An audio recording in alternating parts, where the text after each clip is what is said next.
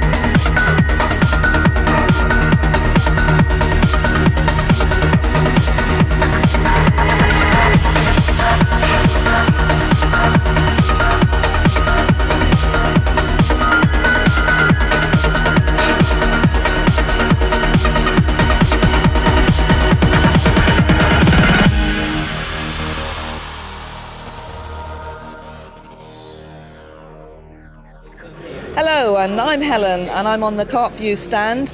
Welcome to Brentwood Carp Fishing Show here at Brentwood, Essex, one of the biggest fishing shows in the country. And now it's over to Keith with some of the customers outside. Right, we've got a customer coming into the show, so what are you coming to see today? Just generally look at the new stuff for this year. Okay, there's plenty in there, so it's busy yesterday. Lots of great new products. Good, that's what we need. Got more money to spend. So you got lots of money then? Lots of money. Great. Hope you have a good time in there. Thanks very much. Thank Cheers. you. So today, what you come to see today?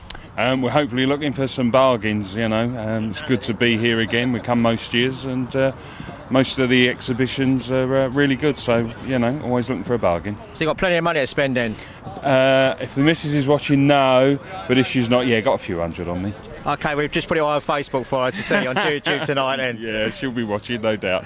Okay, cheers, thanks very much. Good to see you. We're just coming to the main event now. You see it's really, really busy in the first tent.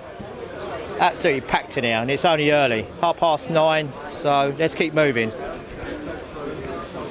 Right, I've just come to the BaitZones stand. I've used lots of these products myself. I've got Gary here. So Gary, come and talk to me about some of these great products you got. What would you like to know? This one is, I love this one, it's my favourite. Chili hemp? Yeah, gorgeous, isn't it? Absolutely yeah, loads gorgeous. and loads of chili in there as well. We found that if you put more chili in, you get more bites. Well, I used it on Monday. The sad thing is I lost one. Did you? Good one? Up at 20. Yeah. No, that was over that PVA. Was it? Yeah, those. I know it works really, really well. So what other lines you got here? You got some nice. Yeah, that's the new one. We're doing the tiger nut and hemp mash. So that we've come up from the hemp mash to tiger nut and hemp mash. We've just prototyped it, but that's sold out near enough here today. It looks good. I must admit, I do like that. Yeah, good enough to eat.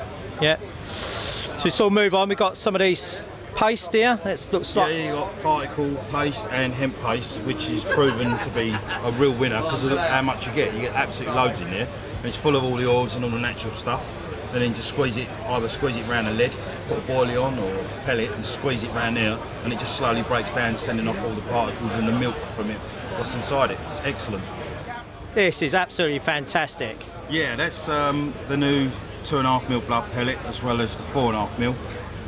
Again with our own little bit in there of ingredients in there with the bloodworm, which has got real blood in it as well.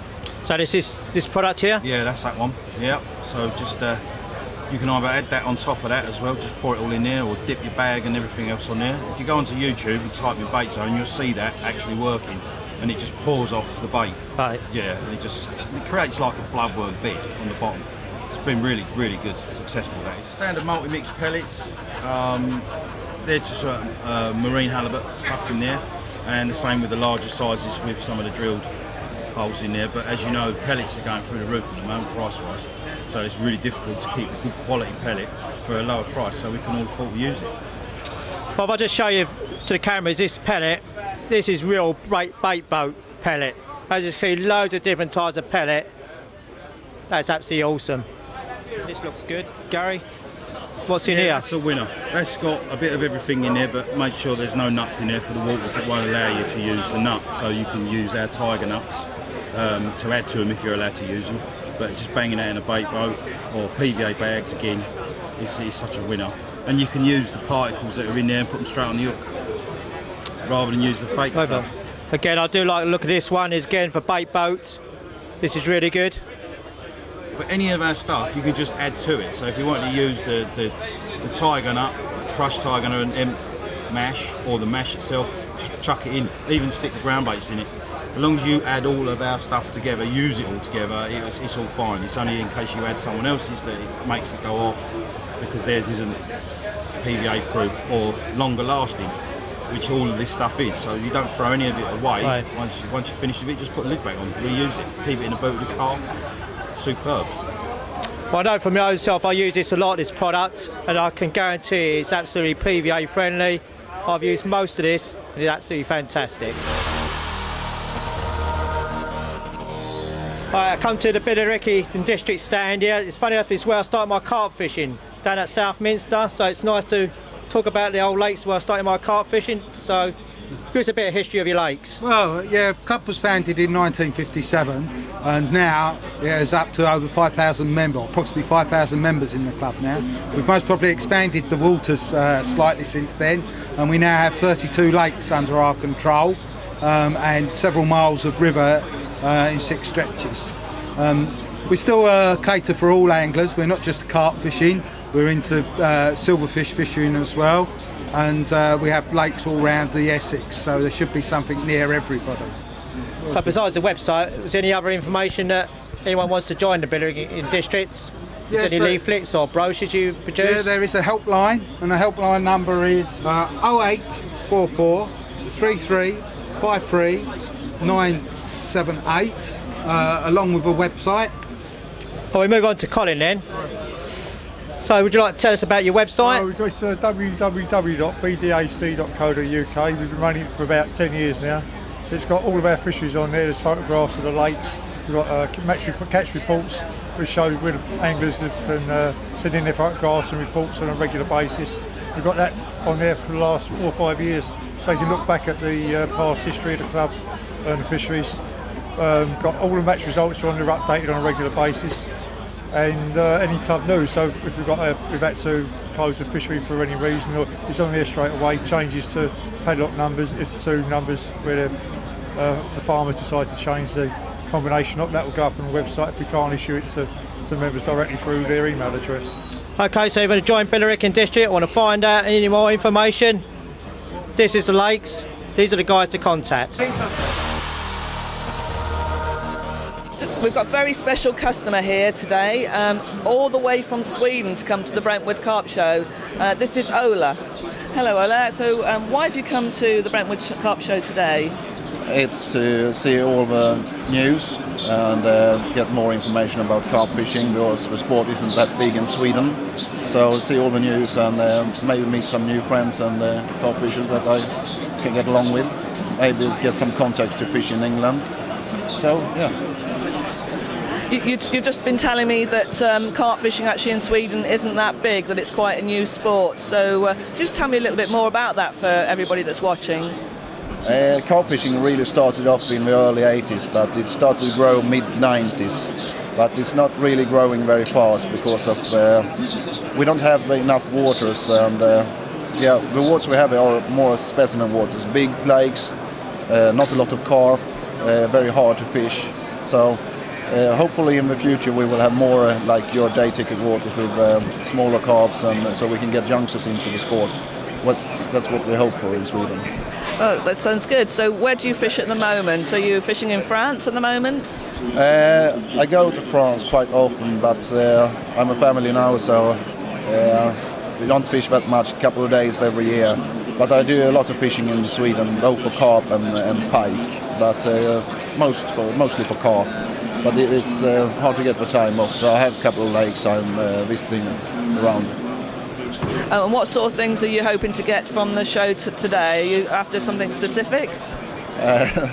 I'm searching for new reels. Oh, right, okay. And as well as much information about France as well, because I did a lot of fishing pioneer in France in the early 90s, like Bulgaria, Romania, things like that. So I hope to get more information about France. And nowadays with a family, it's easier to look on a pay water than instead of going to the wild big waters like Orient, Chanticoke, Cassian with a family. It's better to be on an easy water, easy access with a family. That's what I'm looking for, getting more information about that today as well. Well, we'll have a talk about Carp4u and show you what we've got to offer you. Thank you ever so much, Ola. Enjoy the rest of the show.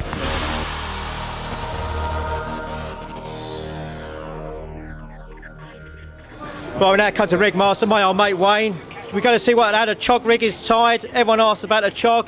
So Wayne, show us how it's done. Right, I'm using a size 2. It's the only size of choddy rig of hook I've got with me at the daylight, so it goes through there because it is a size 2, and it's a bit more too big to fit in the slot really. Okay. Because this tool will take anything from a 2 to a 22, so tighten it up. So what line are you using now? I'm using Ultimate Power Stiff, 18 pound. What we do, feed it through the eye, through the back of the eye, leave a long enough tail, which will come apparent later on. Okay. And just start at the eye, and then just whip round the hook. And because I'm holding it in the tool, it's a lot easier than just fiddling about with a smaller hook. Whip it round.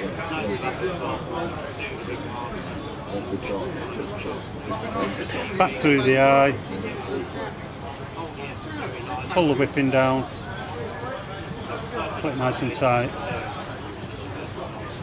Now this long tail that we've got now, try and find your stainless steel ring.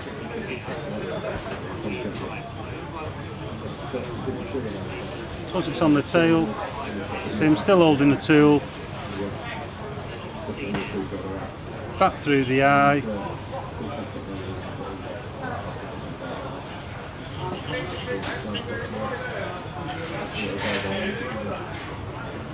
Hold the main line out the way.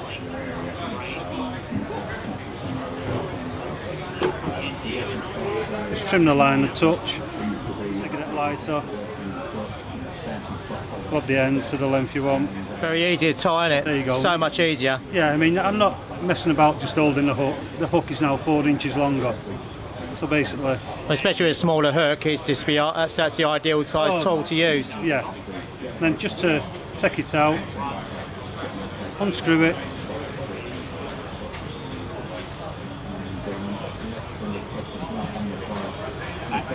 Then just feed the hook out.